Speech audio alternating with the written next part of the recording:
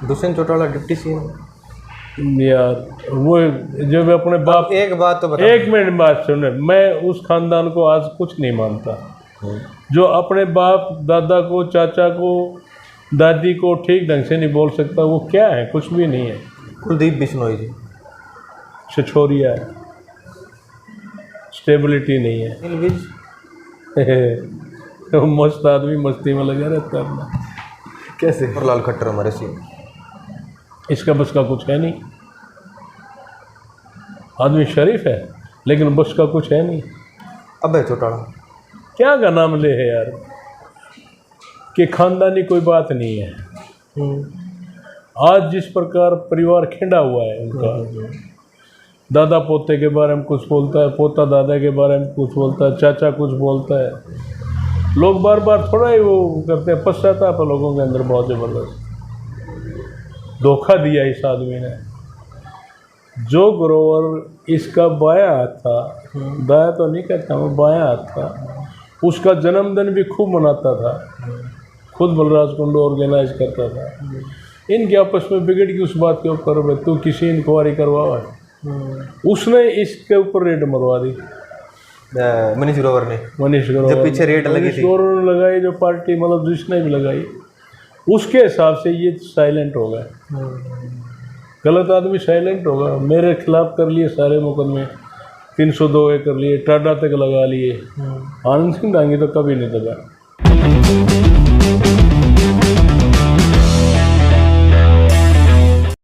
नमस्कार साथियों, आप देख रहे हैं देश हरियाणा।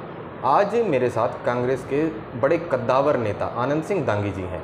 आप मुझे उनके साथ फ्रेम में देख भी सकते हैं। आज का इंटरव्यू थोड़ा सा अलग रखूँगा, उसमें बेसिकली इनके बारे में बात करेंगे, क्योंकि अगर दांगी साहब की बात की जाए तो राजनीति अगर हरियाणा की देखते हैं तो कोई ना कोई आपके पिता, आपके दादा, आपके कोई गॉडफादर ऐसे लोग होते हैं जिनकी वजह से आप राजनीति में आते हैं। लेकिन दांगी साहब के बारे में एक खास बात है कि एक पंचायत से उठ के और एमएलए तक, और एमएलए के मिनिस्ट्री तक गए हैं।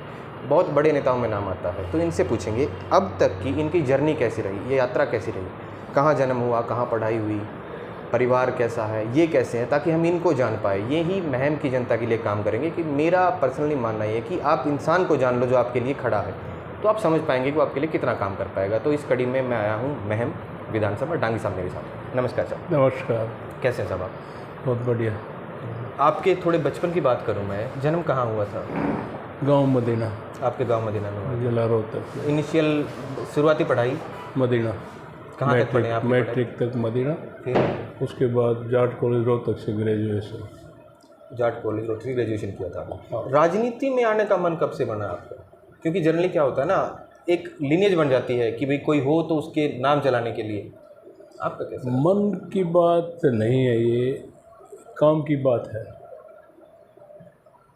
काम के लिए लोगों ने मेरे को गांव का सरपंच बनाया। किस सन में बने थे सरपंच साहब? 78 में मैं गांव का सरपंच बना। 2 बार गांव का सरपंच रहा। बीच में पंचायत समिति महम का चेयरमैन भी रहा, सरपंच रहते हुए चेयरमैन भी बना। उसके बाद का आगे का सफ़र चलता ही रहा। उसमें जो है एसएस बोर्ड का चेयरमैन हरियाणा का, 4 बार एमएलए, बीच में एक योजना में मिनिस्टर, कैबिनेट मिनिस्टर, और इसी तरह का जीवन चलता रहा और आगे बढ़ते रहे। लोगों का प्यार, साथ, समर्थन। शुरुआत कैसे हुई सरपंची से और एमएलएशिप में आने की? शुरुआत कहाँ से, किस पॉइंट ने ट्रिगर किया कि मैं भाई एमएलए का सरपंच चुनाव लड़ूँ? ये देखो, वैसे तो किसी के हाथ की बात नहीं होती, भगवान है।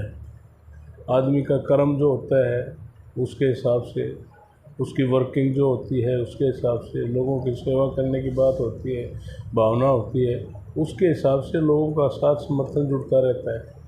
और हर तरह से कोई ठीक लाइन से, ठीक हिसाब से कोई जिम्मेवारी व्यक्ति निभाए तो जनता उसका साथ देती है। उस साथ की वजह से जो है ना, लोग साथ जुड़ते चले गए, आगे बढ़ते चले गए। बचपन कैसा था? माता पिता के बारे में, अपने परिवार के बारे में जब छोटे थे? मेरे पिताजी बहुत मतलब एक इंसानियत से भरपूर व्यक्ति थे। दान धर्म में उनका जो है ना विश्वास था हमेशा। कोई घर पर किसी भी संस्था के लिए, गौशाला के लिए, धर्मशाला के लिए, किसी भी काम के लिए, दान के लिए आते तो दिल खोल करके वो दान देते थे। एक सामाजिक व्यक्तित्व था उनका, एजुकेशन नहीं थी, जमींदार अच्छा था, 80 एकड़ ज़मीन के मालिक थे। उसके हिसाब से लोगों में बहुत ज़बरदस्त उनमें जो जिस प्रकार दान की मैंने बात कही, सामाजिक कामों में जो हिस्सा लेने की बात की, उससे लोगों में बहुत मान सम्मान और इज्जत उनका था। उन्हीं की बदौलत मेरे प्रति लोगों का जुड़ा हुआ और बहुत ही यंग एज में मेरे को गांव का सरपंच बना दिया। उस टाइम में 26 साल मेरी उम्र थी इस वक्त सरपंच बनाया। उसके बाद दोबारा भी बना दिया, महम पंचायत समिति महम का चेयरमैन भी बना दिया। सबॉर्डिनेट सर्विस सिलेक्शन कमीशन का चेयरमैन भी मैं 2.5 साल रहा। उसके बाद बीच में जो राजनीतिक उठापटक आई, ओम प्रकाश चौटाला के साथ जो फाइट हुई, उसमें लोगों ने बड़ा ज़बरदस्त साथ दिया। इतना साथ दिया कि शायद ही कोई किसी इलाके के लोग किसी भाई के लिए इतना बड़ा साथ देते हैं। उनको किसी बात की परवाह नहीं, गोली लगो, सिर टूटो, हाथ टूटो, लेकिन उन्होंने बढ़ चढ़ करके अपने भाई को भाई मान करके आनंद सिंह दांगी को अपना साथ दिया और वही उसी की बदौलत जो हम आगे बढ़ते रहे। उसके बाद 4 बार MLA बन गए, बीच में मिनिस्टर बनाया। और जहाँ भी जो जिम्मेदारी सरकार की तरफ से आई, गांव की तरफ से आई, मजबूती से हमने अपना फ़र्ज़ निभाया, जिम्मेदारी निभाई और इसी वजह से लोगों में प्यार, भाईचारा, प्रेम, साथ, समर्थन सब तक जुड़ता चला गया। और मैं इस बात के लिए बड़ा फ़ख्र महसूस करता हूँ अपने लोगों पर कि उन्होंने किसी प्रकार के भी दूसरी चीज़ों की तरफ किसी तरह से ना देख करके अपना भाई मान करके हमेशा मेरा साथ दिया। आप कॉलेज में गए, जाट कॉलेज में जवान होते हैं, तो वो टाइम कैसा रहा आपका? टाइम बढ़िया रहा। कॉलेजेट होते हुए भी भगवान की सबसे बड़ी कृपा यही रही, किसी प्रकार का कोई दूसरे ढंग का शरीर में कोई ऐब नहीं आया। मैंने सारी ज़िंदगी बीड़ी नहीं पी, हुक्का नहीं पिया, शराब तो हमारे ख़ानदान में ही नहीं है, आज हुक्का बीड़ी भी नहीं है, लेकिन 4 हुक्के रखे हुए, एक यहाँ दफ्तर में है, एक खेत में फार्म पे है, एक गांव में घर पे बैठक पे है, एक रोहतक में है। लेकिन मेरे परिवार का कोई भी सदस्य इन चीज़ों में कभी नहीं आया और उसी की वजह से एक अच्छा जीवन बीतता रहा, लोगों में मान सम्मान बढ़ता रहा। कॉलेज में भी अच्छी एसोसिएशन मिली जिसमें कॉलेज टाइम में भी पूरा मान सम्मान, इज्जत हर तरह से मिलती रही और किसी तरह की कोई दिक्कत कभी महसूस नहीं। अच्छा जीवन बीता, बढ़िया। आपके माता पिता के बारे में बताओ थोड़ा। मदर क्या करती थी? मदर गिरे ना, अब नहीं है, वो एक्सपायर हो चुकी। 91 ईयर्स की एज में वो एक्सपायर हुई। पिताजी उनसे पहले चले गए, वो 92 ईयर्स की एज लेकर के गए थे। 3 भाई हैं हम, बड़े भाई भी एक्सपायर हो गए, जो हमारे तीनों में सबसे बड़े थे, वो भी एक्सपायर हो गए। हमारे तीनों के 5 लड़के हैं, 7 लड़कियां हैं, सारे बढ़िया हैं अच्छी तरह से, किसी में कोई ऐप नहीं, कोई उलाना नहीं। सामाजिक सिस्टम के हिसाब से, एक जो सामाजिक सिस्टम के हिसाब से मान सम्मान इज्जत की बात होती है, हर तरह से सारे बच्चों ने भी उसी पैटर्न पर चलते हुए बढ़िया जीवन जीने की बात और लोगों के मान सम्मान के साथ उनका मान सम्मान करते हुए जिस प्रकार से लोगों ने साथ दिया है, उनको सिर माथे रखते हुए उनका मान सम्मान, उनकी इज्जत हर घर के परिवार के सदस्य के मन में, आत्मा में बसा हुआ है और हमेशा उनका लिए सारा सब कुछ है। उस चुनाव के बारे में बात करूंगा क्योंकि सबसे फेमस चुनाव था वो, जिसमें एक आपके कैंडिडेट थे जो इलेक्शन लड़ रहे थे, वो भी नहीं रहे थे। उस चुनाव में ऐसी सिचुएशन हुई थी कि पूरे भारत को पता चला था, बोलते थे कि सबसे खूनी चुनाव रहा है यहाँ का। बड़ी अजीब सिचुएशन थी। उस सिचुएशन से पार पाना आपके लिए टफ रहा या कैसा रहा? वो सिचुएशन कैसी थी? वही इलेक्शन, जहाँ कोई न कोई घटना घटती है और उस घटना के हिसाब से ही सारी बातें आगे चलती हैं। वो एक बहुत बड़ी घटना थी। मैं मलका हमेशा एक स्वाभिमानी हल्का रहा है। पहले हमेशा पंचायती सिस्टम से चुनाव का साथ समर्थन, जो भी कैंडिडेट आता उसको अपना मान करके पंचायती हिसाब से समर्थन मिलता था। उसी कड़ी में चौधरी देवलाल ने भी 3 बार यहाँ से इलेक्शन लड़ा और तीनों बार पंचायती फैसला हो करके उनको नॉमिनेट किया गया, वो नॉमिनेशन करके चले गए, उनको ये नहीं पता कौन वोट मांग रहा है, कैसे इलेक्शन हो रहा है। इलेक्शन हुआ, रिजल्ट आया, लो जो हिसाब आप MLA बन गए। इसी तरह से चलता रहा। उसके बाद पार्लियामेंट के इलेक्शन आ गए बीच में। मैं SS बोर्ड का चेयरमैन था, चौधरी देवलाल चीफ मिनिस्टर बन करके चले गए थे, मेरे को SS बोर्ड का चेयरमैन बनाया था। उसमें मैंने जैसे भी अपने लोगों की सेवा कर सकता था, मैंने बढ़िया ढंग से और ईमानदारी के साथ अपने बच्चों को रोज़गार दिया। हज़ारों बच्चों को रोज़गार दिया, सैकड़ों को नहीं, हज़ारों बच्चों को रोज़गार दिया। उसके बाद चौधरी देवलाल पार्लियामेंट में चले गए। यहाँ से विधानसभा को छोड़ करके पार्लियामेंट का इलेक्शन लड़ा। एक एजिटेशन था बड़ा ज़बरदस्त, जिसमें चौधरी देवलाल एक बहुत ही कद्दावर नेता मान करके जन नेता उभर करके आए SYL के बारे में।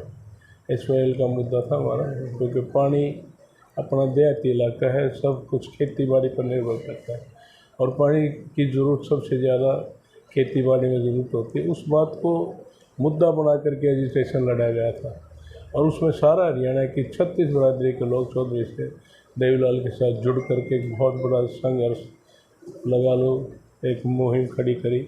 उसमें लोगों ने बढ़ चढ़ के, पूरे प्रदेश के लोगों ने साथ दिया उनका, और एक रिकॉर्ड है 90 में से 85 सीट हरियाणा में उस वक्त चौधरी देवीलाल की लीडरशिप में हरियाणा विधानसभा में आई।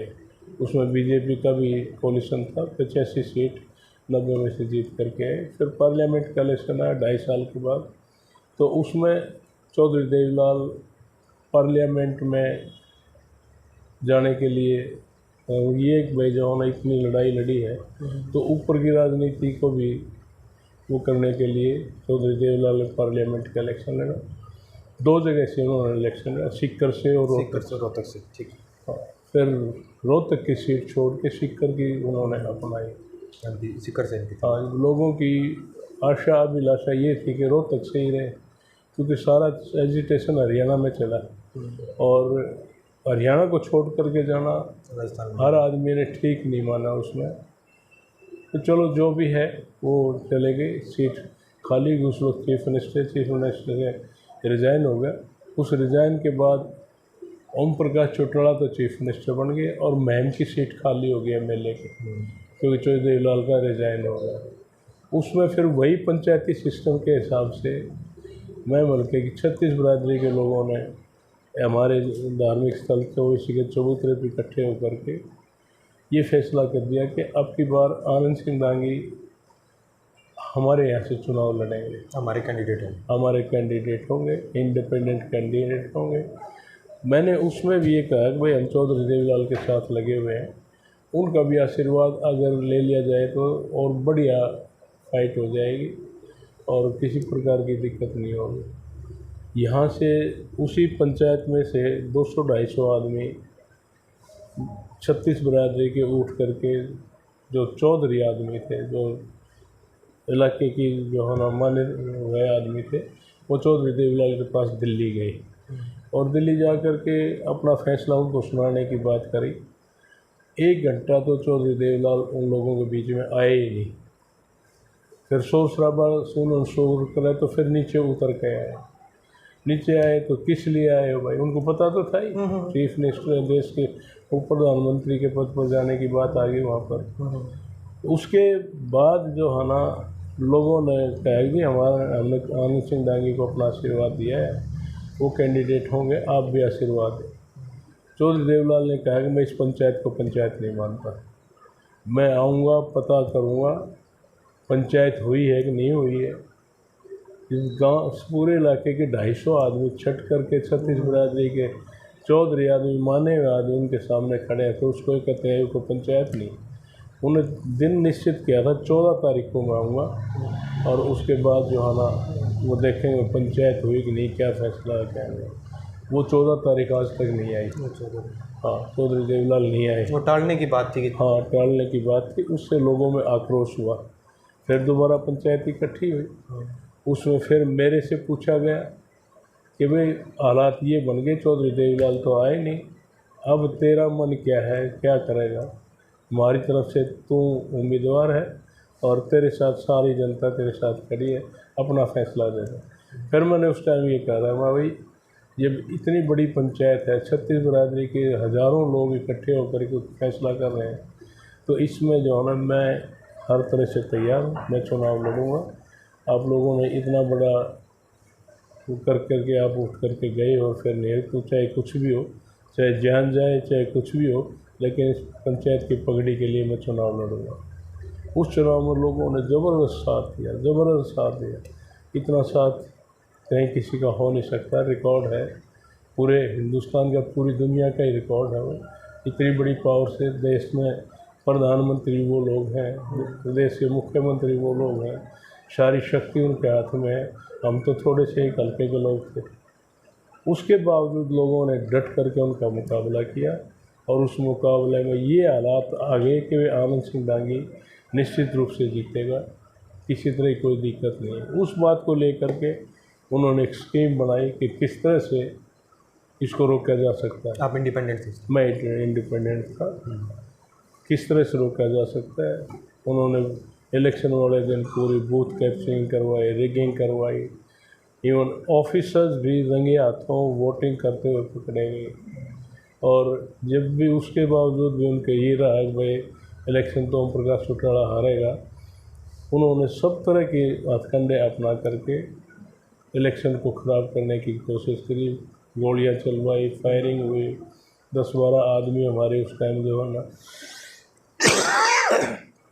मरे। उस टाइम पूरे देश की प्रेस मीडिया जो भी थी, ये आप पढ़ा, ये सिस्टम तो था ही नहीं उस वक्त, तो अखबार थे बस, प्रिंट मीडिया था। तो प्रिंट मीडिया के माध्यम से जो है ना एक आवाज़ गई पूरे देश के अंदर, भाई इतना गदर मचाया वहाँ पर, बूथ कैप्चरिंग, रेगिंग, संविधान की धज्जियाँ उड़ा दी। तो वो इलेक्शन रिपोर्ट गई इलेक्शन कमीशन में, तो सारे हालात को देख करके चारों तरफ की रिपोर्ट ले करके इलेक्शन को काउंटरमेंट कर दिया। वो M1 हो गया, इलेक्शन दोबारा हो गया। उसके बाद महीना 1.5 महीने के बाद दोबारा से फिर इलेक्शन, 2.5 महीने के बाद दोबारा इलेक्शन आया। उसमें फिर वही हालात उन्होंने क्रिएट कर दिए कि भाई किसी तरह से हो इलेक्शन जीता जाए।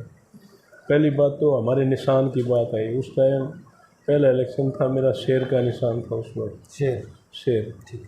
तो पूरे इलाके में शेर, आनंद सिंह दांगी भाई शेर। ये अपने आप मिलता है ना इलेक्शन कमीशन के जरिए, हम देते हैं ना, इलेक्शन कमीशन की तरफ से होता है। निशान है, लिस्ट है, उसमें अल्फ़ाबेटिकली जो है ना कोई भी आदमी अपने हिसाब से चूज़ कर सकता है। तो मेरा नाम पहले आता था आनंद सिंह, तो इस हिसाब से मैंने उस निशान को चुन लिया। और उनको ये नहीं था कि भाई ये निशान ही एक बहुत बड़ा वो मुद्दा बन जाएगा। दोबारा जो इलेक्शन हुआ, उन्होंने उस निशान को ना हम ले लें, एक मेरे से पहले नाम से अमीर सिंह मेरे गांव का ही लड़का था, उसका फार्म उन्होंने बनवा दिया कि ये निशान इनके पास ना आ जाए। निशान डिस्ट्रीब्यूट हुए, छतरी का निशान हमने ले लिया। न शेर तो उन्होंने कि जानवर का कोई शेर का निशान कोई नहीं ले सकता, हमने छतरी ले ली। आधा घंटे में सबके हाथों में छतरी आ गई, चारों तरफ छतरी। उसको फिर कैंसिल कर दिया, भाई ये भी नहीं, मतलब हर चीज़ ट्राई की हाँ, किसी तरह से जीती ना, किसी तरह से पब्लिसिटी ना हो किसी बात की भी, और हम सारा सुनो। तो इस तरह से चलता रहा। लेकिन इलेक्शन अनाउंस हो गया, तो उसमें जो है ना अमीर सिंह एक इंडिपेंडेंट कैंडिडेट का नाम उन्होंने फाइल करवा दिया, जो उनका डेड सपोर्टर था, शरीफ आदमी था, बहुत शरीफ लड़का था, मेरे गांव का ही था। उसमें ये आ गया सब जगह कि भाई फिर ये तो आनंद सिंह दांगी जीतेगा। एक बात स्पेशली है, हमारा केसरिया झंडा था, इनका नाम हरा झंडा था। लोगों की जुबान पर आ गया, भाई मैं बल्कि तो तरबूज बन गया, ऊपर से तो हरा नजर आता है लेकिन अंदर जो है ना केसरिया है, आनंद सिंह दांगी है। और हकीकत भी थी, ये थी, पाली है तो हाली है तो सबके सिरों पर केसरिया होता था, गाड़ी पे है तो ट्रैक्टर पे है तो सब तरह से केसरिया ही केसरिया सारे इलाके में बात होगी। ये चीज़ देख करके उन्होंने अमीर सिंह का मर्डर करवा दिया। रीज़न क्या था उसके पीछे, क्या रीज़न यही था कि इलेक्शन काउंटरमाइंड हो गए, हमारी इसमें भी आ रहा है तो इसका भी जो है ना काम कर दो। उसके बाद जो है ना आमिर सिंह का मर्डर कर उनका दिया। इंसान था वो, हाँ। उनका ही आदमी था, पता। हाँ, और उसकी जिम्मेवारी हमारे ऊपर लगा दी। आनंद सिंह दांगी का भाई, 2 लड़के और चारों के नाम से जो ना वो कर दिया, FIR लॉन्च करवा दी। हम गांव में डोर टू डोर कर रहे थे मोखरा में, मुंडाल उसकी डेड बॉडी डाल रखी थी। ओम प्रकाश चौटाला ने अपना प्रोग्राम भी मुंडाल कर रखा था। उसकी हिम्मत ये नहीं थी वो मैम हल्के के अंदर आकर के अपना प्रचार कर दे। उसने ये कर दिया भाई मैम के चारों तरफ जो भी गांव है, कस्बे, उनमें जाकर ये सारा एक ढकोसला था उन्होंने जो किया। उसके हिसाब से मुंडाल उन्होंने जलसा रखा है और मुंडाल में ही वो डेड बॉडी डाल दी। पूरा जलसा कराया, चाय पानी करी, पी करके उनके रिश्तेदारों के घर पे गया। आखिरी जो उसकी स्पीच थी, आखिरी सेंटेंस ये कि हमें पता लगा कि हमारे कैंडिडेट का मर्डर कर दिया गया है और मर्डर करने वालों को बख्शा नहीं जाएगा। समझ गए। हाँ, वो FIR हमारे खिलाफ लॉन्च कर दी। हम डोर टू डोर कर रहे थे मोखरा गांव में, वहाँ पता लगा भाई इस तरह से मर्डर हो गया, आमिर सिंह का जो है कत्ल कर दिया गया। गोली से? हाँ, गोली, सिर में गोली मार रखी।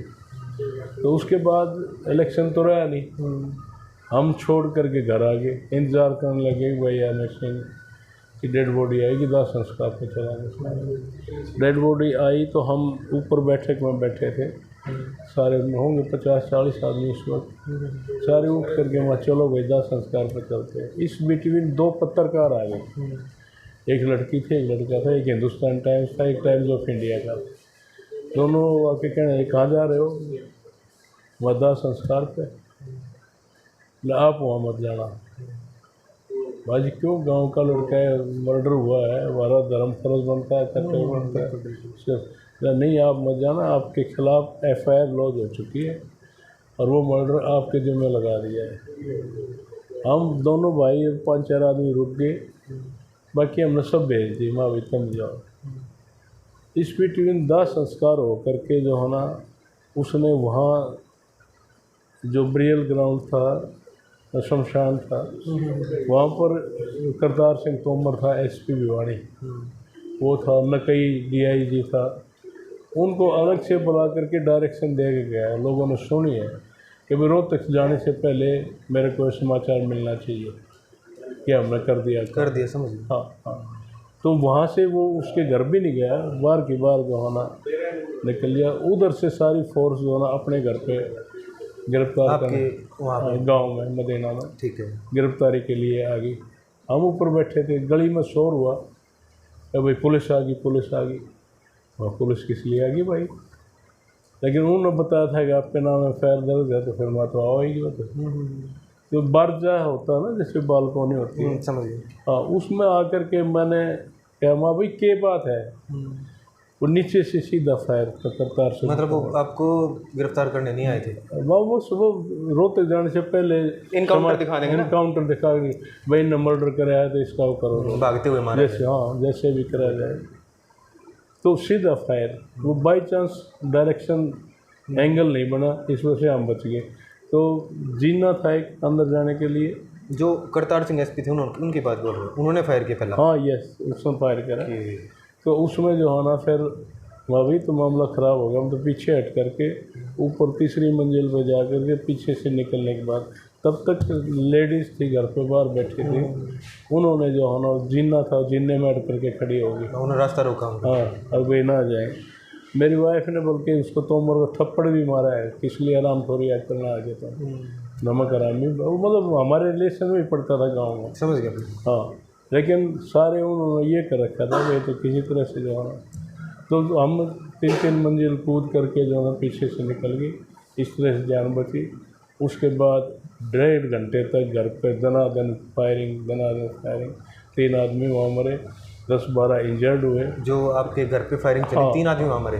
3 आदमी वहाँ मरे। आपके साथी होंगे? एक लड़की खिड़की में बैठी थी सामने, हाँ, झांकी में, उसको गोली लगी, वो मर गई। एक बुढ़िया जो है दूध निकाल के आ गई, उसको गोली लगी गली में, वो मर गई।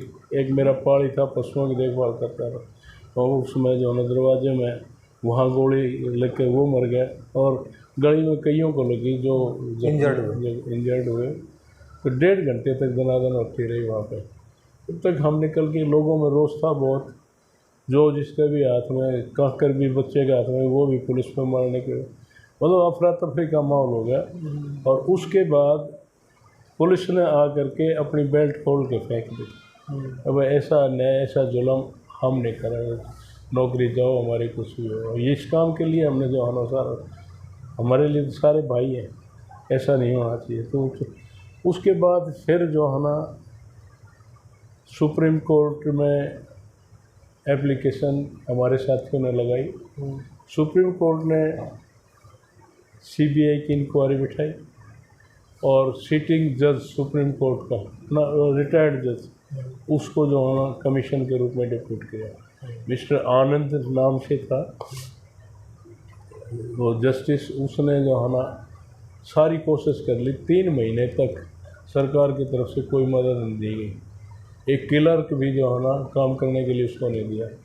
इस रोष में वो रिज़ाइन करके चला गया कि मैं क्या करूँ, मेरे को कुछ है ये साथ नहीं है। उसके बाद मिस्टर सेखिया कमीशन डिप्यूट किया गया। सेखिया ने इंक्वायरी शुरू करी, दिल्ली बैठ करके बुला करके जो है ना करी। और लास्टली जो है ना उस इंक्वायरी से पहले तो वहाँ जैसे थे जिस प्रकार थे, दिल्ली में सुप्रीम कोर्ट ने रिलीफ देने के बाद भाई आप दिल्ली में रहोगे, आपको कोई अरेस्ट नहीं करेगा, एफआईआर सारी कैंसल। और उसके बाद इंक्वायरी डिप्यूट कर दी और उस इंक्वायरी में सारे सब को जो ना वहीं पर दिल्ली में जो है ना कोर्ट लगा करके सबके बयान, सबको इंटरोगेट, इन्वेस्टिगेशन, जिस तरह से जो प्रोसीजर होता है सारा सब कुछ किया। ये रहा वहाँ तक। फिर उसके बाद दोबारा चुनाव होता है। उसके बाद तिबारा तीसरा चुनाव होता है। तीसरा चुनाव आया, उसमें मैं एमएलए बना। आप इंडिपेंडेंट थे ना? कांग्रेस पार्टी। उसके बाद आप कांग्रेस में आ गए। हाँ, उसमें जो फायरिंग हुई ना, उसमें एक बहुत बड़ी घटना घटी। राजीव गांधी जी पूरी कांग्रेस पार्टी के साथ मदीना आए, बैसी आए, मैम आए। मेरे घर पर से जो है वो सारे बुलेट इकट्ठे जो शेल होते हैं, शेल होते हैं, वो लेकर के गए। पार्लियामेंट में जा कर के जो है माला बना करके, एलुवालिया क्या जो बीजेपी में सरदार थे, वो माला बना करके गए। और राजीव गांधी जी वहाँ खड़े होकर वो अपने भाषण में जिप्सी पर खड़ा होकर भाषण दिया था। हम तो थे नहीं, हम तो अपनी जान बचा के इधर उधर थे। ये कहा था कि सोमवार को देख लेना क्या रिजल्ट होता है। पार्लियामेंट नहीं चलेगी जब तक इस बात का समाधान है। उन्होंने मतलब इस ढंग से पार्लियामेंट में जा कर के सारा चौक कर दिया। ओम प्रकाश चौटाला को रिज़ाइन करना पड़ा। उसके बाद फिर दूसरी तीसरी बार 3 बार चीफ मिनिस्टर, 1 हफ्ते के बाद, 3 दिन के बाद, इस तरह से जो है ना जोर ज़बरदस्ती थी उनकी सारी, क्योंकि राज उनका था सारा ऊपर नीचे का। ये सारा सब कुछ ड्रामा चलता रहा, लेकिन वहाँ से हमने रिलीफ मिल गई। उसके बाद जो है ना ये मैदान छोड़ कर भाग गए और हम अब कांग्रेस से एमएलए बने। कांग्रेस से। उसके बाद राजीव गांधी ने मेरे को बुलाया, भाई हम आपको पार्टी में शामिल करना चाहते हैं। उस हिसाब से जो भी था हमने फिर कांग्रेस पार्टी को। ये नहीं सोचता डंग साहब, जिसके साथ आपने जवान थे, आप जवानी का बहुत ज़रूरी टाइम था वो बिताया, आप इनेलो के साथ रहे, वही लोग इतने खिलाफ हो जाते हैं आपके। तो कहीं ना कहीं ये गलती तो नहीं है कि आपने लोगों को पहचानने में गलती कर दी? नहीं। तो क्या प्रॉब्लम क्या थी? वो एक बहुत ज़बरदस्त मुद्दा था एसवाईएल का था। बिल्कुल एसवाईएल का मुद्दा था। और वो जो है ना हमारे पेट की आग के लिए था। बिल्कुल, हम किसान हैं, खेती बाड़ी करते हैं, खेत के लिए पानी की ज़रूरत है। उसमें अगर कहीं कोई लफ्ज़ है, किसी ने आवाज़ उठाई, तो फिर हमारा सब का सब साथ देने का फ़र्ज़ बनता है। चौधरी देवीलाल ने हिसार से अपनी पद यात्रा शुरू करी थी। यहाँ रोहतक की सरहद तक सिर्फ 100 आदमी थे मुश्किल से।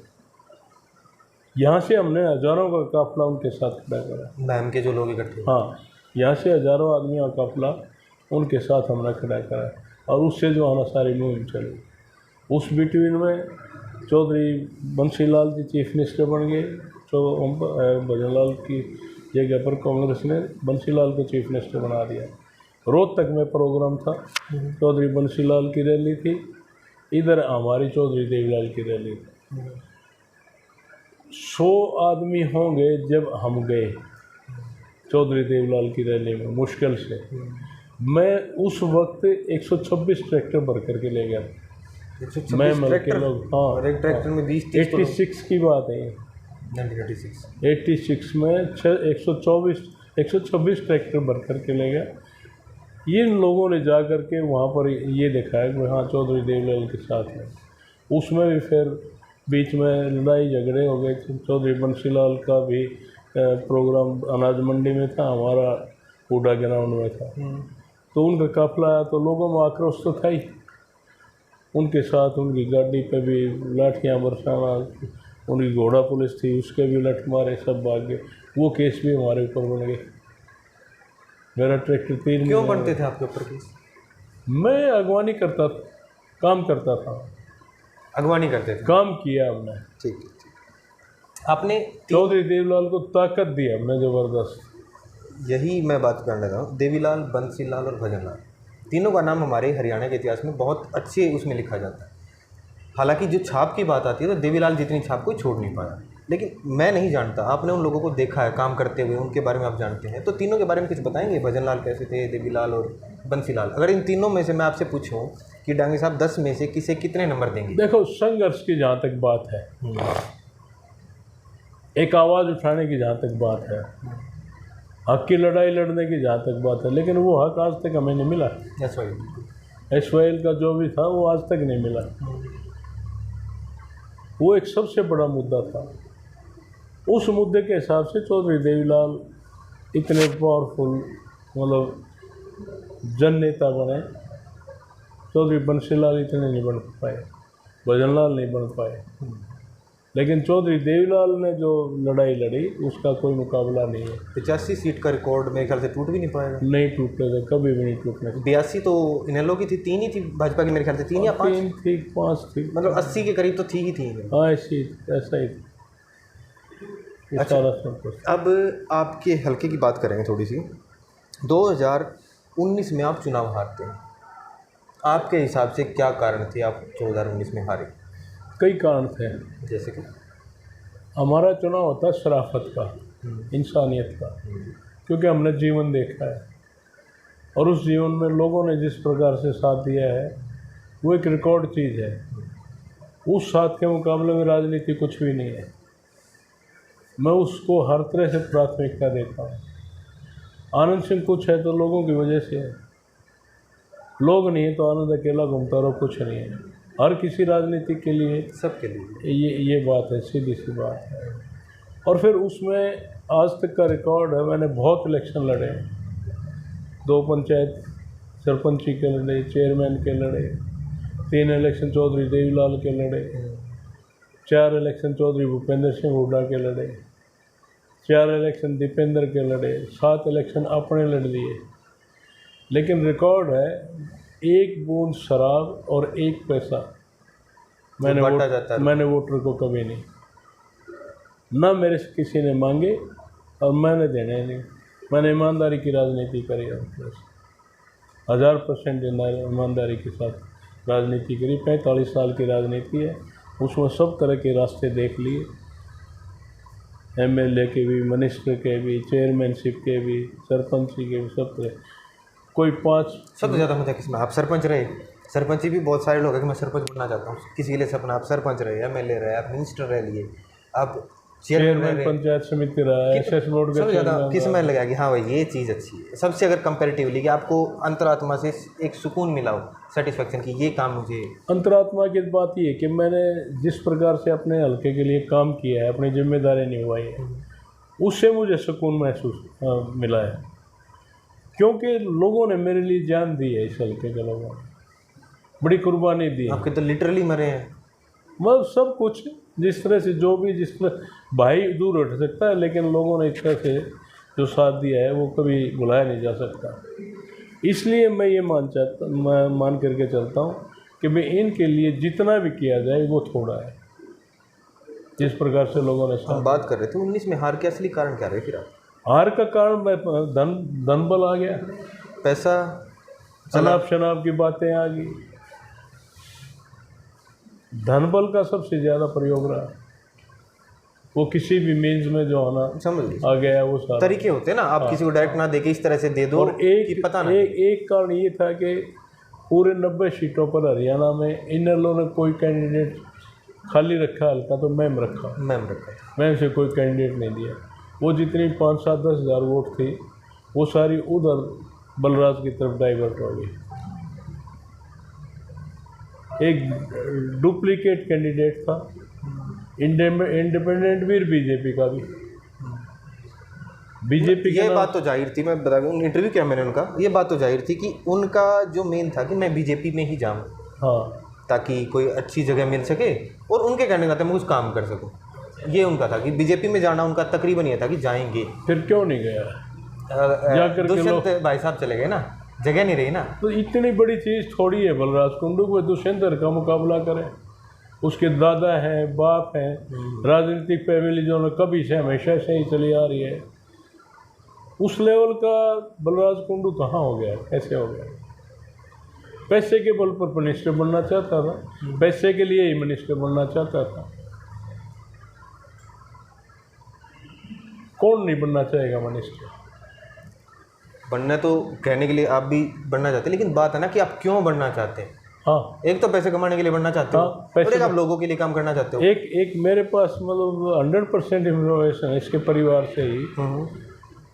इसकी बात चल रही थी कि मिनिस्टर बनेगा, मिनिस्टर बनेगा, मिनिस्टर बनेगा, होम मिनिस्टर बनेगा, एक्साइज टैक्सेशन मिनिस्टर बनेगा। तो वहाँ से आई भाई होम मिनिस्ट्री में क्या रखा है? मैं तो एक्साइज का मतलब जहाँ से पैसा कमाने की बात है। मिनिस्टर जो होता है, हाँ, वित्त मंत्रालय तो बदनामी का ही है, कोई खास नहीं। ये दूसरे महकमे हैं जो करने के, जिस तरह जिनको वो देसी बोला था ना, मलाई कहाँ मिलती है। हाँ, जिस तरह से लोग करते हैं उसके हिसाब से ओके, वो सारा सब कुछ। एक जो इसने शुरुआत करी उस हिसाब से इंक्वायरी की बात आ गई, शहर की रोहतक की आवाज़ उठाने लग गया, गलियाँ ठीक नहीं बन रही, सड़कें ठीक नहीं बन रही। ग्रोवर ने जो ग्रोवर इसका बाया हाथ था, दाया तो नहीं कहता मैं, बाया हाथ था, उसका जन्मदिन भी खूब मनाता था, खुद बलराज कुंडू ऑर्गेनाइज करता था। इनके आपस में बिगड़ गई उस बात के ऊपर, भाई तू किसी इंक्वायरी करवा, उसने इसके ऊपर रेड मरवा दी। मनीष ग्रोवर जब पीछे रेड लगी थी, ग्रोवर ने लगाई, जो पार्टी मतलब जिसने भी लगाई, उसके हिसाब से ये साइलेंट हो गया। गलत आदमी साइलेंट होगा। मेरे खिलाफ कर लिए सारे मुकदमे, 302 कर लिए, टाडा तक लगा लिए। आनंद सिंह दांगी तो कभी नहीं दबा, खुल करके जो है ना अपने लोगों की आवाज़ उठाई और काम किया है। जहाँ कोई कमी होती है आदमी उसी के साथ वो होता है। बिल्कुल। और दूसरी बात, विधायक जो बन करके जाता है उसकी 2 जगह वोट की ज़रूरत पड़ती है। राष्ट्रपति चुनाव बीच में आ जाए तो राष्ट्रपति के लिए वोट डालनी पड़ती है। राज्यसभा का कोई इलेक्शन तो उसके लिए सांसद चुनना पड़े तो उसमें वोट आती है। इसने दोनों में किसी की वोट नहीं डाली, ना राष्ट्रपति की डाली, ना राज्यसभा की डाली। पैसे लेके ना डाली, किस तरह किस लोभ लालच में ना डाली, ये तो भगवान जानता है। मैं नहीं कहता कुछ। सबके पास तो पैसा तो बहुत है, पैसे। अरे भाई, जिसकी नीयत फट जाए उसके लिए पैसा कभी बढ़ता है क्या? जिसकी नीयत फट जाए उसका पैसे से कभी बढ़ता है क्या? चलो जो भी है, लेकिन इसमें दायित्व से दूर हटने की बात आई। ना राज्यसभा में वोट डाली, ना राष्ट्रपति। आपका सही कहना है कि लोगों ने जिम्मेवारी दी, विधानसभा बचाया, उनको वोट मिलने का देने का अधिकार है, तो यूज क्यों नहीं किया? Why not? हाँ, यही तो काम होता है। और एमएलए का काम, खुद भी तो वोट लेकर के बन के गया है, खुद भी एमएलए बना तो वोट लेकर के बना है। यहाँ पर इस इलेक्शन की बात थी, वहाँ पर बड़ा इलेक्शन की बात, जिसमें लिमिटेड गिनती चुनती के वोट होते हैं, उसमें अपनी जिम्मेदारी ना निभाए, किस बात के लिए? 24 में क्या फिर कैसे? क्यों वही कैंडिडेट रहेगा सामने, उसके पास वही पैसा है, बदलेगा क्या? आप लोगों में बात करके देखो। आपके आंकलन मेरे कहने से नहीं बनती बात। आपकी आंकलन क्या कहता है? मेरा आंकलन तो हम जीतेंगे, बढ़िया जीतेंगे। लोग बार बार थोड़ा ही वो करते हैं, पश्चाताप लोगों के अंदर बहुत ज़बरदस्त। धोखा दिया इस आदमी ने, कहीं एक भी तो काम नहीं। खाली इन बसों से अलग तो कुछ नहीं। एक 10 फुट की गली का भी निर्माण नहीं हुआ, किसी एक बच्चे को 4th क्लास की नौकरी नहीं मिलवा सका, कोई भी तो काम नहीं। काम के लिए लोग चुनते हैं ना। बिल्कुल। तो खाली बसों से तो थोड़े हरिद्वार नवा दिए, इधर कर दिया वो कर। मैं इस लेवल की बात मेरे जैन की नहीं है, लेकिन इन लोगों ने जो ना महमल का तो एक बहुत बड़े रुतबे का महमल था। पंचायत का बहुत प्रभाव रहा आपके ऊपर। पंचायत के साथ भाई उस इलेक्शन में बीबीसी 20-20 मिनट आधा घंटा मैम के ऊपर बोलती थी। बीबीसी जो दुनिया की सबसे मतलब वो है, ये रुतबा था महमल के लोगों का। इसने बिगाड़ दिया आकर के, माहौल ख़राब कर दिया। लेकिन अब की बार वो काट के अंडी नहीं चढ़ेगी। मैम हल्के की बात चल रही है, आप यहाँ से एमएलए रहे हैं, ये आपकी जिम्मेवारी है एक्चुअली। आने वाले समय में अगर आप चुन के आते हैं तो मैम के बारे में सोचा क्या आपने, क्या बदलाव करेंगे? कोई रोड मैप है कि मैं ये मैम के साथ से ये करना चाहूँगा? मैम का रोड मैप ये है, जो कुछ भी हुआ मैम में हमने किया है। आज ये हमारा एक कैंडिडेट और है बीजेपी का जो 4 इलेक्शन हार चुका है, खरकड़ा जी, वो भी कहता है मैंने 600 करोड़ रुपए मैम में लगवा दिए। रुपये पूछे कहाँ लगवाए? रेलवे लाइन निकलवा दी, वो उनकी नेशनल हाईवे D22 निकाल दिया। 52 निकाल दिया। तो लेकिन उनसे हमारे जैसे लोगों का क्या मतलब? बड़े लेवल की बातें हैं वो होने के बाद। और रेलवे लाइन महम से आंसी की निकलनी, रोहतक से आंसी की लाइन दीपेंद्र हुड्डा को श्रेय जाता है इस बात के लिए। उसने अपनी लगन और मेहनत से जो है ना सारा सब कुछ सेंक्शन करवाना, इसका उद्घाटन, फाउंडेशन करवाना, पैसे सेंक्शन करवाना, सारा सब कुछ। ये हाईवे है, इसका और रेलवे लाइन का दोनों का एक दिन फाउंडेशन हुआ था आंसी में। या तो एक और बहुत बड़ी संस्था आनी थी। कौन सी? हवाई अड्डा। अच्छा, एयरपोर्ट आना था। एयरपोर्ट आना था, सारा सब कुछ फाइनल हो गया था। शुगर मिल के सामने जो एरिया है ना, अपना टीबा वगैरह जो है, इसमें सेंक्शन हो गया था, सारा सब कुछ फाइनल। राज बोलने के बाद उसको यूपी में उठा ले गए, जो जेवर बनने लग गया। हाँ, जेवर यहाँ था वो, सारा सब कुछ कंप्लीट हो गया था। लेकिन राज पलटने से जो है तब नहीं बोले कोई भी हम कुछ कराओ। एक इतनी बड़ी चीज़, हज़ारों बच्चों को रोज़गार मिलता है, डेवलपमेंट होती, लोगों को हर तरह से सुविधाएं मिलती, सारी चीज़ों की, वो करने का काम था। हमने किया है मैम के अंदर, कोई कसर नहीं छोड़ रखी। 3 काम बताइए जो आपको अपने ऊपर प्राउड फील होता है कि मैंने मैम के लिए किया। सबसे पहली बात तो स्वास्थ्य की है, हेल्थ और एजुकेशन की है। 2 ही चीज़ें ज़रूरी है। एजुकेशन आएगी तो हर तरह से खुशहाली आएगी, रोज़गार आएगा, रोज़गार से खुशहाली आएगी, लोगों को काम धंधे होंगे। आज के दिन जो है ना, कोई रोज़गार नहीं है। रोज़गार तो नहीं है। हरियाणा की रिपोर्ट आई है, सरकार का डाटा है कि 34.8 या 2% यानी हर तीसरे से भी ज़्यादा बेरोजगारी है। असलियत में तो आधे से ज़्यादा है।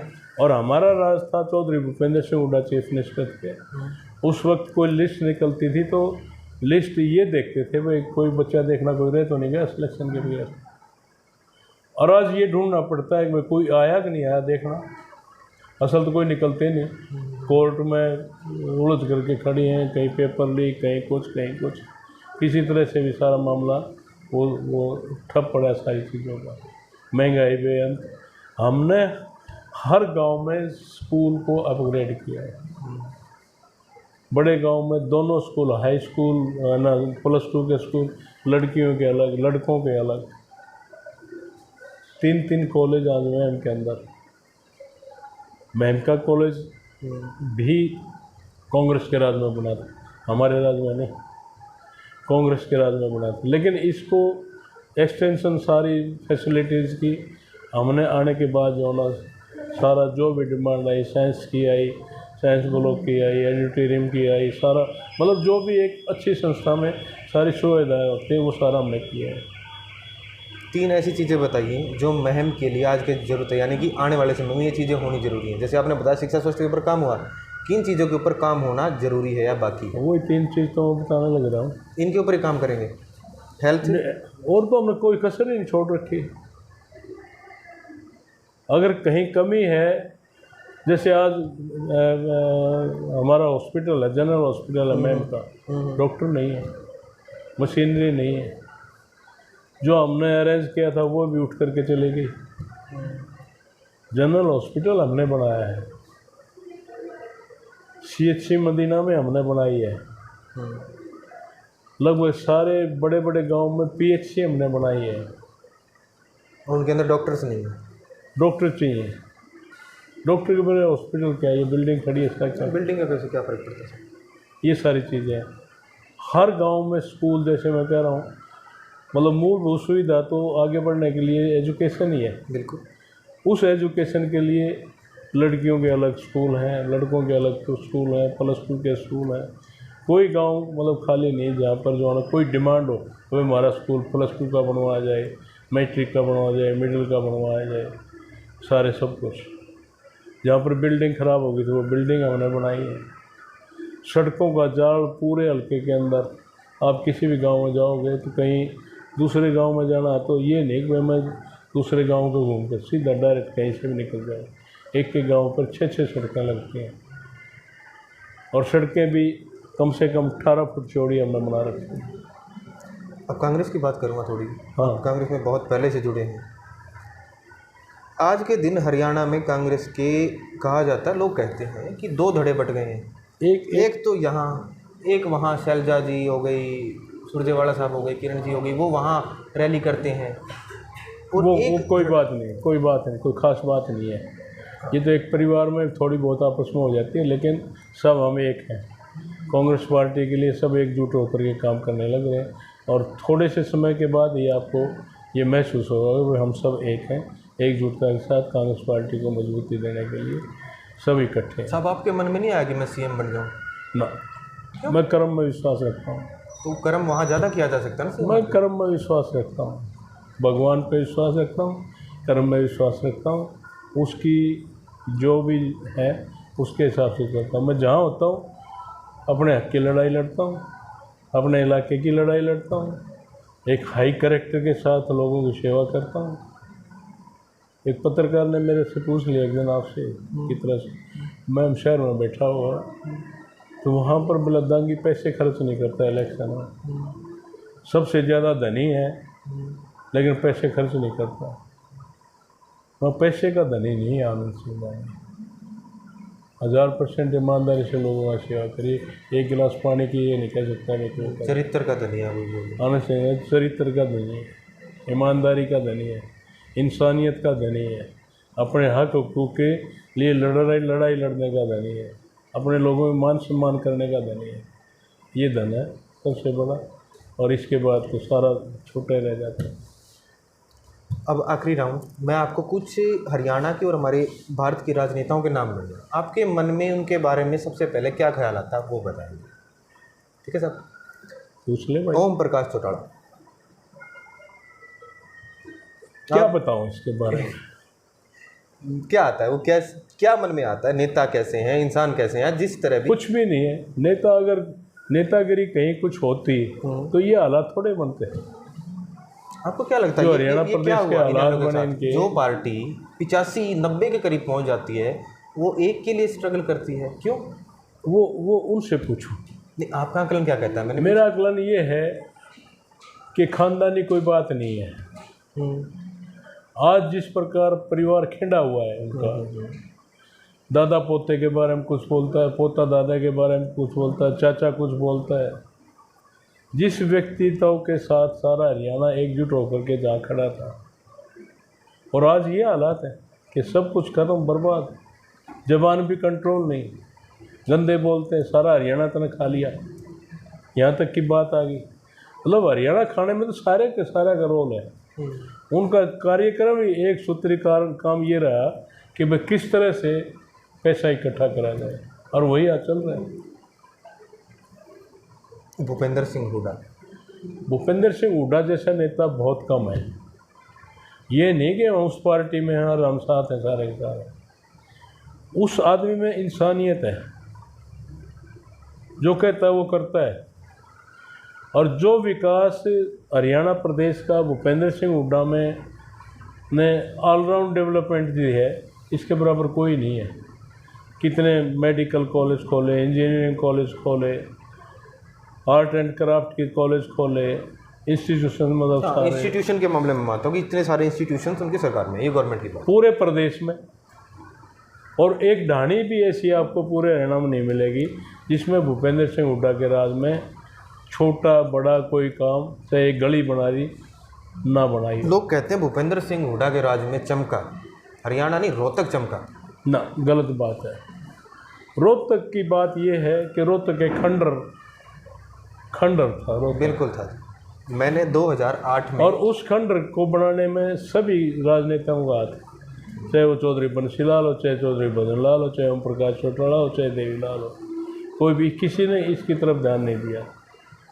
भूपेंद्र सिंह हुड्डा आ गया तो थोड़ी सड़कें वड़कें सारी सुविधाएं थोड़ी सी जो फ़र्ज भी बनता है करने के लिए, वो सारा सब कुछ हुआ है। और एक रोहतक में नहीं, पूरे प्रदेश के अंदर हुआ है। हम ये नहीं कह सकते भाई रोहतक में ही सारा डेवलपमेंट हुआ है, पूरे प्रदेश के अंदर हुआ। आप किसी शहर में जा कर के एक एक इंस्टीट्यूशन देख लो। सबसे बड़ी बात तो देवलाल यूनिवर्सिटी सिरसा में 8 कमरे थे जब हमारा राजा है। वो प्रधानमंत्री भी बन करके जा लिए, कई बार चीफ मिनिस्टर भी बन करके जा लगे, उसको पूरा स्वरूप नहीं दे सके। आज भूपेंद्र सिंह हुड्डा ने एक नेशनल लेवल की यूनिवर्सिटी उसको खड़ा करके, चाहे बिल्डिंग की बात है, चाहे स्टाफ की बात है, चाहे उसकी डेवलपमेंट की बात है, सारा करके दिया है। राहुल गांधी जैसा नेता कोई नहीं है।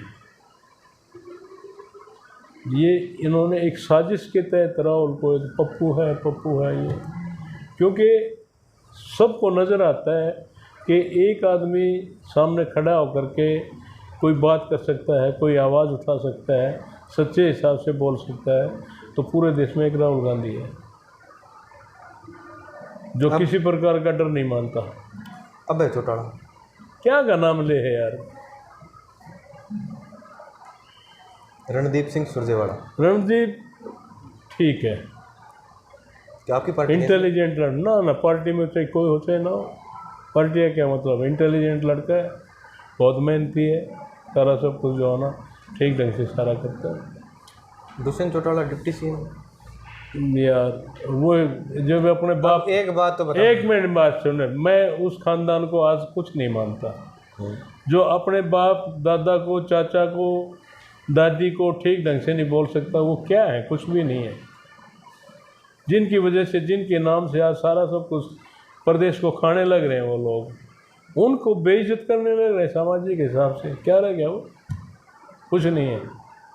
सबसे पहले सबसे बड़ा धर्म यही है, अपने माँ बाप की, दादा दादी की, चाचा ताऊ की, घर में पर छोटे बड़े की, बहन बेटी की इज्जत करी जाए, सम्मान दिया जाए।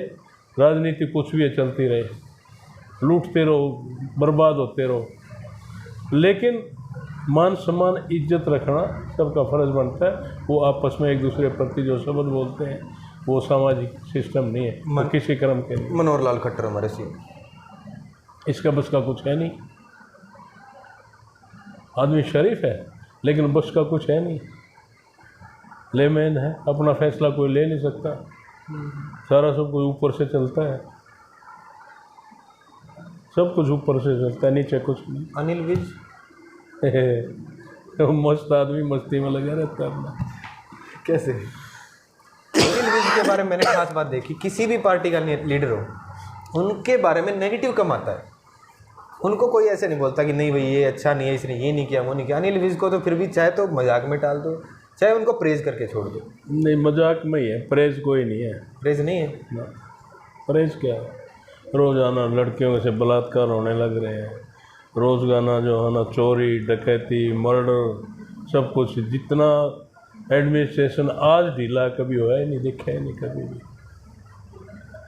प्रशासन, एडमिनिस्ट्रेशन किसी देश प्रदेश को ठीक ढंग से चलाने के लिए, उनके मौलिक अधिकारों की रक्षा सुरक्षा के लिए सबसे ज़रूरी है प्रशासन का बढ़िया ढंग से अपने लोगों के लिए स्थापित करना, वो चीज़ आज है नहीं कहीं। कुलदीप बिश्नोई जी, छिछोरिया है, स्टेबिलिटी नहीं है।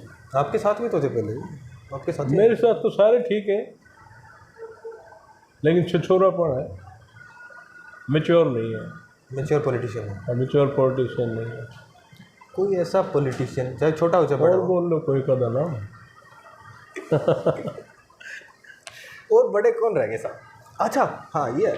आनंद सिंह दांगी खुद के बारे में क्या सोचते हैं कि दांगी साहब कैसे हैं? अगर एक आप इंडिविजुअलिटी से हट के बात करें। मैंने एक बात बता दी, आनंद सिंह दांगी एक चरित्रवान आदमी है, आनंद सिंह दांगी एक इंसानियत का आदमी है, आनंद सिंह दांगी एक ईमानदार आदमी है, हर भाई का मान सम्मान इज्जत करके चलता है, अपने पास्ट को कभी भूल करके नहीं चलता, उसको सामने रख करके अपने लोगों के लिए सबको समर्पित करके चलने वाला आनंद सिंह दांगी है। राजनीति कुछ भी चलती रहे कोई। हरियाणा में 4-5 पार्टी का बेसिकली नाम आता है। मैं आपसे उनका भविष्य जानना चाहूँ क्योंकि आपका राजनीति का एक्सपीरियंस इतना बड़ा है, आपने देखा है पार्टियों को बनते बिखरते कई बार देखा है। सबसे नीचे शुरुआत करता हूँ, इनेलो का क्या भविष्य लगता है? कुछ नहीं। जेजेपी का? कुछ नहीं। कारण ख़त्म, एक पैसे के पीछे पड़ रहे, कुछ भी नहीं है। बीजेपी लोगों में है ही नहीं कहीं। बीजेपी कांग्रेस का मुकाबला होगा, जैसे भी जितना भी होगा। बीजेपी और कांग्रेस का मुकाबला। हाँ, ये आम आदमी पार्टी? आम आदमी पार्टी हरियाणा में नहीं। ऐसा नहीं हो सकता कि जैसे पंजाब में इतनी मेजॉरिटी है, कुछ इफेक्ट आए? हरियाणा में नहीं है, हरियाणा में नहीं है। वहाँ कुछ हालात बन गए जिसकी वजह से उनका हो गया, कांग्रेस की लीडरशिप में थोड़ा सा दूसरी तरह की बात आ गई, जिसकी वजह से जो है ना, ये ना तो पंजाब में तो कांग्रेस का रुतबा बहुत अच्छा है। प्रेडिक्ट कीजिए कि हरियाणा में 24 में आप कितनी सीटें लेंगे 90 में से? 90 में से 65 कम से कम। 65? ये कम से कम। बीजेपी जी की तरह नारा नहीं होगा कि अब की बार 75 पार 85 पार? 90 पार तो नहीं कहा। बीजेपी उसका एक कारण था, जो 75 पार उन्होंने कहा, जो पार्लियामेंट का इलेक्शन था ना, उसमें 79 सीटों पर बीजेपी जीत रही, उसमें दे दिया 75 पार। उसमें ये लोगों ने भी मान लिया भाई 79 सीटों पर जीत रहे हैं तो 60-70 सीट 50 सीट तो कम अज़ कम जीतेंगे। लेकिन आज कांग्रेस की स्थिति पूरे प्रदेश में है कि कम से कम 65 सीट जीते। आपके हल्के की जनता के लिए और हमारे दर्शकों के लिए कोई मैसेज आखिर में देना चाहेंगे? मैसेज यही है कि सुख शांति के साथ, प्यार प्रेम के साथ, एक भाईचारे के साथ बढ़िया ढंग से मिलजुल करके सब रहें, छोटे बड़े का मान सम्मान करें, इज्जत करें। यही एक सामाजिक सिस्टम आ रहा है, ताना बाना है, उससे दूर हट करके ना चलें और ऐसे अच्छाई बुराई का हिसाब देख करके अपने फैसले लें। ये सुना आपने महम के पूर्व विधायक, पूर्व मंत्री दांगी साहब को। इनकी बातों से आप कितना सहयोग रखते हैं? क्या आपको सही लगा, क्या आपको गलत लगा? कमेंट करके बताइएगा। अगली बार इनसे मिलना होगा तो सवाल पूछे जाएंगे। ठीक है साहब, जब भी मिलूंगा तो जितने भी सवाल आते हैं, चाहे कड़वे हों मीठे हों, सब मैं पूछने के लिए तैयार। आपने समय दिया उसके लिए धन्यवाद सर। Thank you.